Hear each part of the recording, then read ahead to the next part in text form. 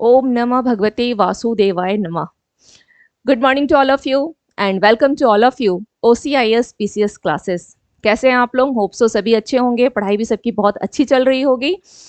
कल तो आप लोगों के यूपी पीसीएस का जो प्री का एग्जाम भी हुआ है ना? तो आगे आप लोग मेंस की तैयारी में लग जाएं। चलिए, आप लोग को सबसे पहले मैं ये बताना चाहूंगी कि बीच में मैं क्लास नहीं ले पा रही थी, उसके पीछे रीजन ये थे कि आप लोगों को कुछ मैसेज आ रहे थे कमेंट पे कि साउंड की प्रॉब्लम आ रही है, कैमरे की भी कुछ विजुअलाइजेशन की भी प्रॉब्लम आ रही थी। तो इन सभी प्रॉब्लम्स का जो था उन सबको शॉर्ट आउट किया गया है। काफ़ी इसमें थे फॉल्ट वगैरह जो थे उन सबको शॉर्ट आउट किया गया है और एक पूरे सेटअप कह सकते हैं कि पूरे सेटअप को ही चेंज किया गया है ताकि आगे से अब कोई प्रॉब्लम ना आए और आप लोगों को भी किसी प्रकार की कोई असुविधा फेस नहीं करनी पड़े। तो और अब से क्लास जो है आप लोग की रेगुलर होगी। वो जैसे मैं करंट की क्लास एवरीडे लेती थी और हिस्ट्री क्लासेस जो हैं वो एवरीडे चलेंगी, इसके साथ ही साथ आपकी आज से ही बीपीएससी की क्लासेस भी चलेगी। ओके, बीपीएससी के लिए भी जो जितने प्रीवियस ईयर्स के क्वेश्चंस हैं, पहले तो स्टार्टिंग तो वहीं से करूंगी, तो वो आपकी क्वेश्चंस का आज से स्टार्ट करवा रही हूँ। ओके, इसकी टाइमिंग होप सो शाम में 5 बजे लूंगी मैं बीपीएससी की क्लास जो होगी, और रात में 8 बजे आपकी हिस्ट्री क्लास होगी। बट एवरी डे मॉर्निंग में 6 o'clock यानी प्रत्येक दिन सुबह 6 बजे मैं आप लोगों के करंट अफेयर्स की लाइव क्लासेस स्टार्ट करने वाली हूँ। 2 से 4 दिनों में क्लासेस स्टार्ट हो जाएंगी। ओके, और ईश्वर की कृपा रही, कहीं कोई प्रॉब्लम नहीं आनी चाहिए। अब सभी सेटअप जो है पूरे एक नए तरीके से फिर से किया गया है। तो क्लास को स्टार्ट करते हैं। आइए देखते हैं देश दुनिया में क्या चल रहा है, क्या क्या मुद्दे हैं। हाँ, एक बात और बता दूं कि करंट की क्लास में होता क्या है कि आपके साथ यहाँ पर आपको एक चीज ये करना है कि इस सेक्शन से, करंट से, आपके एग्जामिनेशन में करीब करीब 40 क्वेश्चंस आते हैं, है ना? तो इस 40 क्वेश्चंस में आपको करना क्या है कि एवरी डे आप 20 से 40 मिनट करंट सेक्शन में जरूर दें, न्यूज़पेपर को दें, करंट की एवरीडे की न्यूज़ से गो थ्रू हो जाएं। सपोज अगर कहीं कहीं कुछ एक्सरसाइज चल रहा है इस मंथ में, नेक्स्ट मंथ फिर से एक्सरसाइज होती है कहीं और, तो उसे कोरिलेट करके पढ़ें। कि और कोरिलेट करके पढ़ने की आदत केवल करंट में ही नहीं, वो सभी सेक्शंस में आपकी होनी चाहिए, इधर वो हिस्ट्री हो, ज्योग्राफी हो, हर जगह। इससे क्या होता है ना, आपकी तैयारी आसान हो जाती है। फर्स्ट टाइम मेहनत तो पड़ता है लेकिन तैयारी में काफ़ी आसान हो जाता है। तो इन सब चीज़ों का ख्याल रखें और इस तरह से थोड़ी से अपने स्ट्रैटेजी को चेंज करते हुए बढ़ें। ओके, चलिए तो स्टार्ट करते हैं। और इसके साथ एक चीज़ और बता दूं कि आपके प्रीलिम्स के क्वालिफाई करने में हिस्ट्री एंड करंट, ये 2 सेक्शन का बहुत मेजर रोल होता है। अगर आप ये दोनों सेक्शन काफ़ी अच्छे से कर जाते हैं तो क्वालिफाई तो जरूर कर जाएंगे, इसकी गारंटी है कि क्वालिफाई आप जरूर कर जाएंगे। ठीक है, किसी भी एग्जामिनेशन में आप देखेंगे हिस्ट्री एंड करंट सेक्शन, तो इन दोनों सेक्शन पे थोड़ा सा ज़्यादा फोकस, इसलिए मैं नहीं बोल रही हूँ क्योंकि क्लास में करंट और हिस्ट्री ले रही हूँ, इसलिए क्योंकि ये रियलिटी है। ठीक है, आप खुद क्वेश्चंस उठा के देखेंगे तो इसकी आइडिया आपको भी मिल जाएगी कि कितने क्वेश्चंस आपकी हिस्ट्री से और कितने क्वेश्चंस आपके करंट से आते हैं। तो स्टार्ट करते हैं। आज हम लोग के पास क्या मुद्दा है, क्या हमारा फर्स्ट टॉपिक है, देख लेते हैं। ठीक है, क्वेश्चंस क्या क्या मुद्दे आए हैं, क्या इश्यूज हैं हमारे पास। ओके, तो सबसे पहले स्टार्ट करते हैं। चलिए, गीता राव गुप्ता को महिला संबंधी मुद्दों के लिए अमेरिकी दूत नियुक्त किया गया है। ओके, किसे? गीता राय गुप्ता को। ये ठीक है, गीता राय गुप्ता को महिला संबंधी मुद्दों के लिए अमेरिकी दूत नियुक्त किया गया है। अब आपको इसमें करना क्या है, गीता राव गुप्ता, फर्स्ट क्वेश्चन ये बन सकता है कि किसे अभी क्या किया गया है, अमेरिकी दूत नियुक्त किया गया है महिला संबंधी मुद्दों के लिए। तो जाहिर सी बात है कि इनसे रिलेवेंट और भी होंगे। एक्चुअली क्या है कि ये जो है महिला हो, लड़कियों हो, उन सभी के लिए यूएन फाउंडेशन की जो 3D प्रोग्राम है उसमें ये एग्जीक्यूटिव डायरेक्टर हैं। प्लस इसके साथ ही साथ महिला और एड्स का जो यहाँ आपका है, आप बोल सकते हैं, यहाँ पे मैं लिख देती हूँ, UN AIDS global, UN AIDS global. ठीक है, यूएन एड्स ग्लोबल जो है ये आपकी महिला और एड्स से संबंधित मुद्दे हैं। इसके में भी क्या करती हैं अपनी ये, वहां पर भी ये उनसे भी, इस गठबंधन से भी ये क्या करती हैं, सलाह देती हैं, इस गठबंधन को भी ये सलाह देती हैं। ठीक है, सलाह देती हैं। इवन एड्स ग्लोबल, ये भी महिलाओं के लिए और लड़कियों के लिए, महिला और एड्स से संबंधित है, प्लस महिला और लड़के के 3D प्रोग्राम में ये एग्जीक्यूटिव डायरेक्टर है। इसके साथ ही साथ मैं आप लोगों को क्लास में बताई थी कि कौन ऐसी जो फिक्की की महिला को जो अध्यक्ष बनाया गया है उनका नाम क्या है। फिक्की की जो महिला अध्यक्ष है उनका नाम क्या है, तो उनका नाम ऐसे ही जब भी कुछ ऐसा लगे कि अच्छा महिला इन्हें बनाया गया है, जैसे गीता राव गुप्ता हो गई, है ना, गीता राव गुप्ता हो गई, तो उसी प्रकार से आप इसको थोड़ा सा ध्यान रखिएगा कि फिक्की की भी महिला जो है, फिक्की संगठन जो है उसकी भी महिला को ही अध्यक्ष बनाया गया, तो उनका नाम क्या है, तो उनका नाम फिक्की का अगर बोला जाए, इसके साथ ये होता है कि हाँ कुछ भी अगर ऐसे याद आया तुरंत बैक की चीजों के साथ जोड़ करके पढ़ना। इनकी जो महिला अध्यक्ष है क्या नाम है, सुधा शिव कुमार, सुधा शिव कुमार, ओके, सुधा शिव कुमार, ये कौन है, अध्यक्ष है।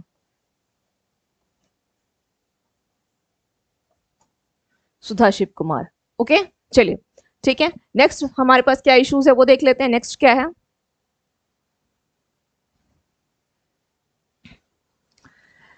भारतीय जोड़ी दिव्या टीएस और सरबजोत सिंह ने ISSF शॉट गन विश्व कप में स्वर्ण पदक जीता। तो किसने जीता है, भारतीय जोड़ी कौन है, दिव्या टीएस, दिव्या कौन है, टीएस है, टीएस है, थोड़ा समझने में ऐसे थोड़ा सा सुविधा होगा आप लोगों को। और सरबजोत सिंह किसमें जीता है, ISSF शॉर्ट गन में, यानी शॉर्ट गन कितना था, 10 मीटर, ठीक है, शॉर्ट गन 10 मीटर, 10 मीटर में इनको किसमें मिला है, विश्व कप में इन्होंने कौन सा मेडल जीता है, गोल्ड मेडल जीता है, स्वर्ण पदक जीता है। क्वेश्चन 2-3 प्रश्न बन सकते हैं। पहला क्वेश्चन बन सकता है ऐसा कि ISSF शॉर्ट गन में जो वर्ल्ड कप में कौन दो जोड़े हैं, तो उसमें आ जाएगा Divya TS, Sarabjot Singh. Second question, उनको मेडल कौन सा मिला है। हम लोग जनरली क्या करते हैं कि हम लोग नाम को याद रख लेते हैं, जैसे दिव्या टीएस है, सरबजोत सिंह है, नाम तो याद रह जाएगा, लेकिन हम लोगों को अगर याद नहीं रहता है तो फिर वो मेडल ध्यान नहीं रखते हैं, अच्छा कौन सा मेडल मिला था। तो ये ध्यान रखिएगा कि स्वर्ण पदक, एक बार आई थिंक बीपीएससी के एग्जाम में ही ऐसा किया गया था कि इस पदक को पूछ लिया था कि पदक कौन सा है। जनरली नाम नाम नाम नाम पूरा रट के जाते हैं, लेकिन वहां पर जाने के बाद क्या होगा, क्वेश्चन इस तरीके से भी आ सकता है, तो ध्यान दीजिएगा, ठीक है, स्वर्ण पदक जीता है, ठीक है। चलिए नेक्स्ट देख लेते हैं कौन सा है, GMR,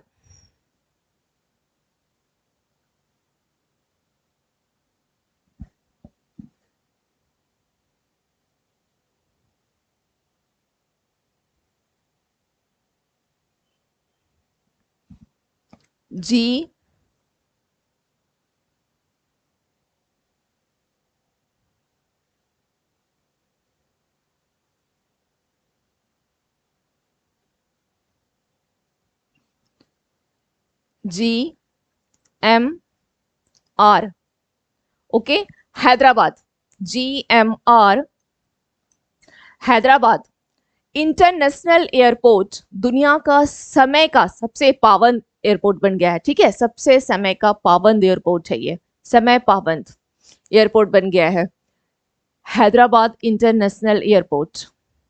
इसके साथ एक चीज ये याद रखिएगा, इसमें खास और कुछ ऐसा नहीं है इसमें कि हाँ चलो समय का पाबंद एयरपोर्ट कौन सा है, तो हैदराबाद इंटरनेशनल एयरपोर्ट बन गया है। इसके साथ एक चीज ये ध्यान रखिएगा कि ये क्षेत्र में अगर एरिया वाइज बात की जाए तो भारत का सबसे बड़ा एयरपोर्ट है। अगर हम एरिया वाइज बात करते हैं तो एरिया वाइज, ठीक है, एरिया वाइज अगर देखा जाए तो ये भारत का क्या है, सबसे बड़ा एयरपोर्ट है ये, ठीक है। अब इसके साथ सवाल यहाँ पे ये बनता है कि भारत का सबसे व्यस्त यानी बिजी एयरपोर्ट कौन सा है, तो इंदिरा गांधी इंटरनेशनल एयरपोर्ट, ये भारत का सबसे व्यस्त यानी बिजी एयरपोर्ट। बिजी एयरपोर्ट की अगर बात की जाए तो कौन सा होगा, इंदिरा गांधी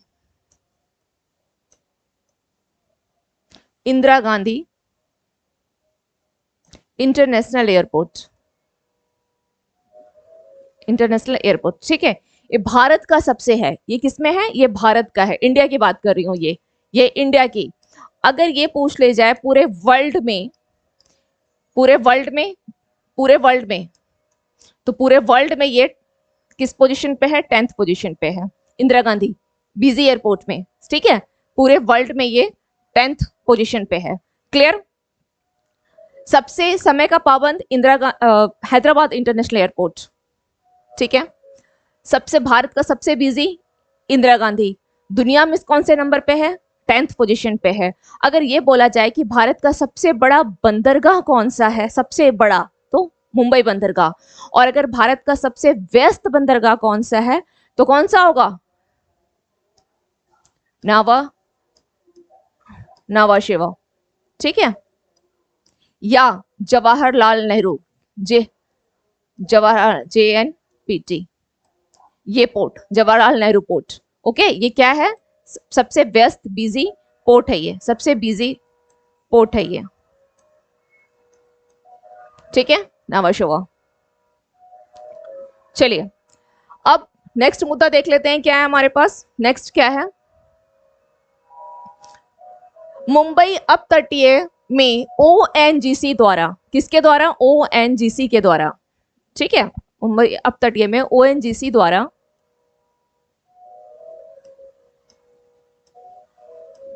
दो ब्लॉकों में कच्चे तेल और प्राकृतिक गैस,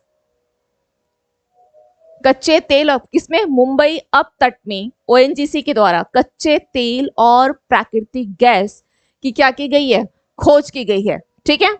अब वो दोनों कौन से हैं, वो दोनों तट कौन से हैं, तो देखते हैं कौन से दोनों तट हैं, तो वो हैं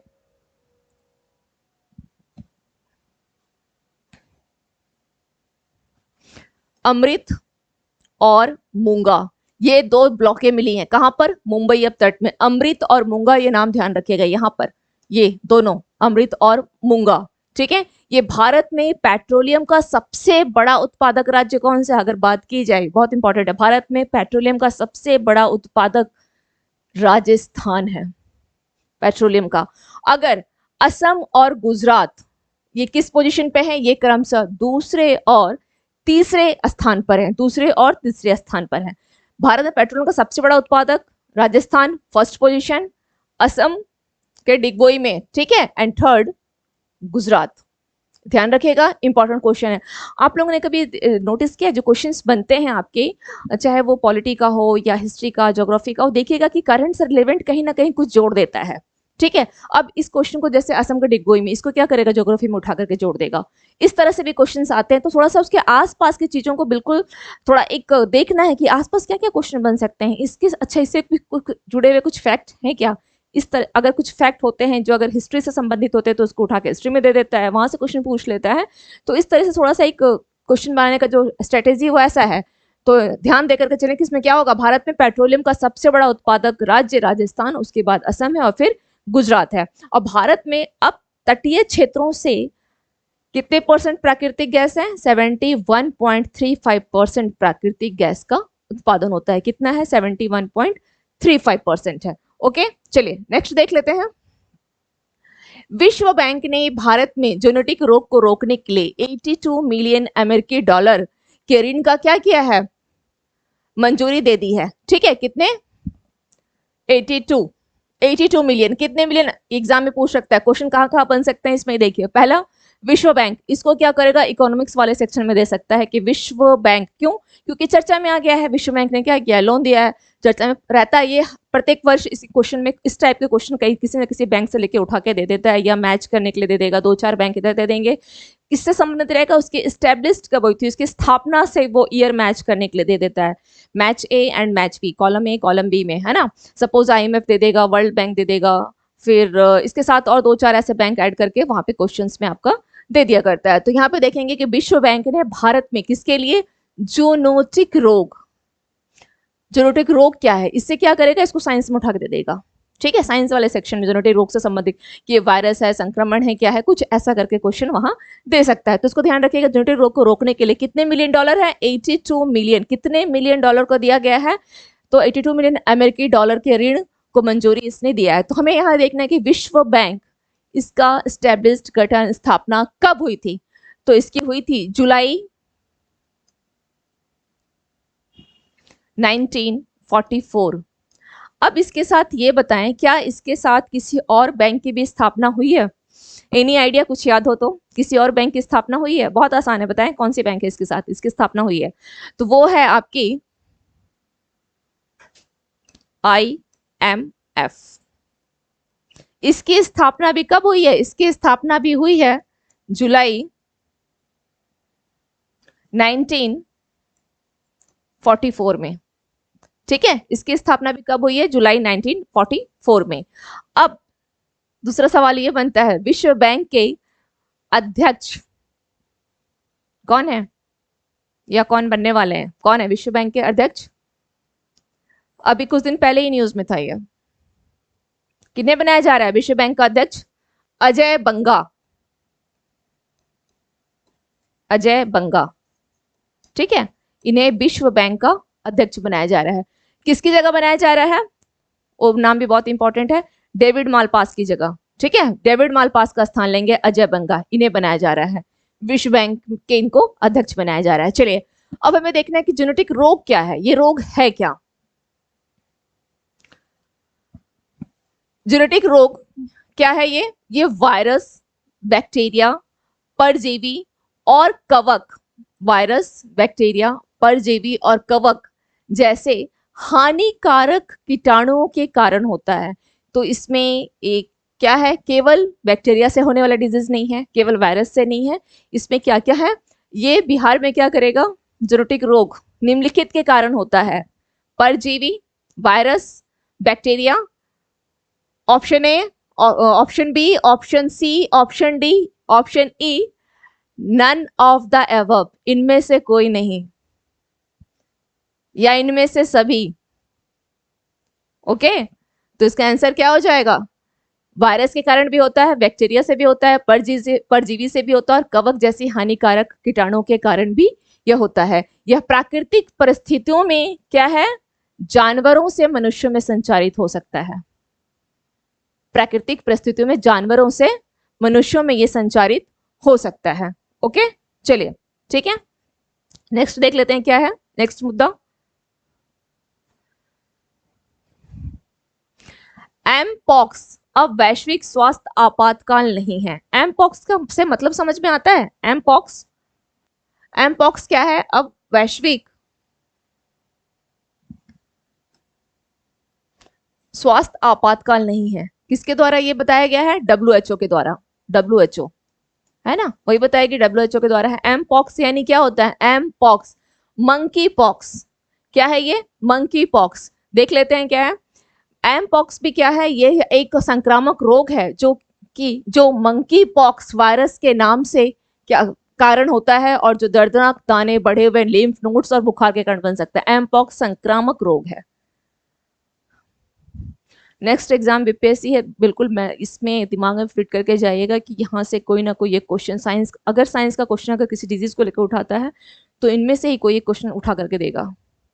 ठीक है, ये दो को बिल्कुल दिमाग में, इस दो को बिल्कुल दिमाग में बैठा करके जाइए। आगे हो सकता है किसी प्रकार का और कोई न्यूज में आ जाए तो उसे भी ऐड कर लीजिएगा, लेकिन यहाँ से एक क्वेश्चन के लेवल में से ऐड करते हुए चलिए। ठीक है, जो क्वेश्चन ऐड कर रहे हैं करंट के, उसमें जो आपका साइंस वाला सेक्शन है वहां पे इसे आप ऐड कर लीजिए।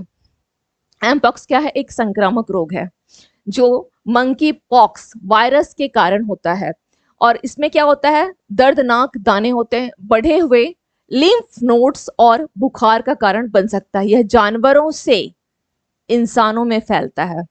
किससे होता है? जानवरों से इंसान में फैलता है। ये दो पॉइंट संबंधित है आपके एमपॉक्स से। ठीक है, यह जानवरों से इंसान में फैलता है। अब डब्ल्यूएचओ के महानिदेशक कौन है? ये भी बनता है, ये आपके करंट वाले सेक्शन में आ सकता है कि डब्ल्यूएचओ के महानिदेशक कौन है? Tedros Adhanom Ghebreyesus. Okay, Tedros Adhanom Ghebreyesus. ठीक है, चलिए नेक्स्ट देख लेते हैं क्या है।